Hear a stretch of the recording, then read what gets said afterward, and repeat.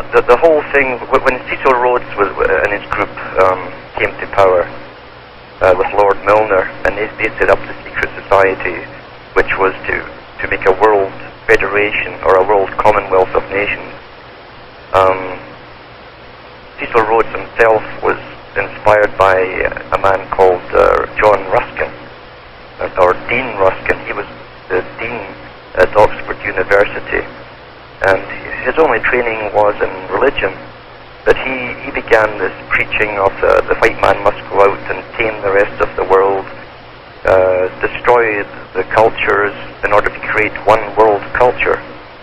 And it couldn't be done unless basically they were under the one system, which was to be the British system.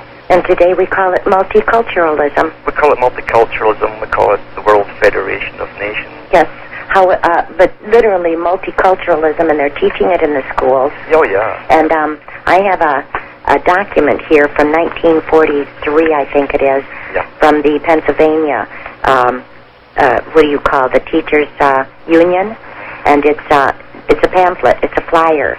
They were having a luncheon, and it was called, the title of this was called Educating for One World. Yeah. And they talked about forced multiculturalism back then, Alan. Yeah. Yeah. And so you know, it's interesting because in the paper a couple of days ago here in Canada, in the Toronto Sun, they had a large article about school kids from every school across Canada who had been picked to go to the United Nations meeting in San Francisco. Yes. Which was held today. Yes. And these children each put an essay in to say why the United Nations was so good and why they were glad to take part in the new constitution which has been drawn up. The World Constitution. Yeah. Now here are kids taking part. Now kids know nothing. I'm sorry to say it, but kids have experienced Like nothing. children. Yeah. And here are children making rules or helping or apparently helping to make rules, which are going to affect all of us. And these kids are 10 years old. What do they know of life? I mean, they believe everything that's been drummed into their heads in school.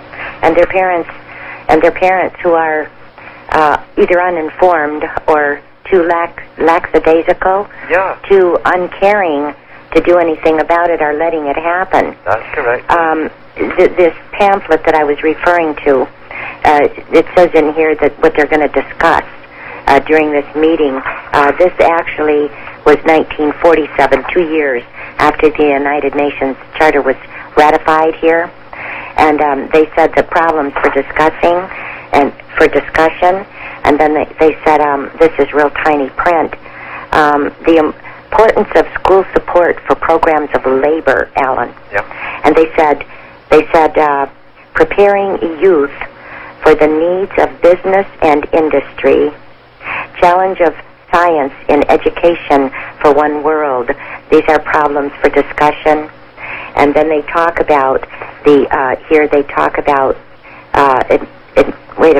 administration responsibility for forced citywide intercultural programs. Yeah. And then for the teachers, a curriculum for world citizenship. Yep. That was 1947, and I don't want to get us off the track on that on this education thing, but this is what it's all about today, because they know that there are some of us who will never, ever, ever give up and will never forget. Yeah. And so that they know that their future is in our children.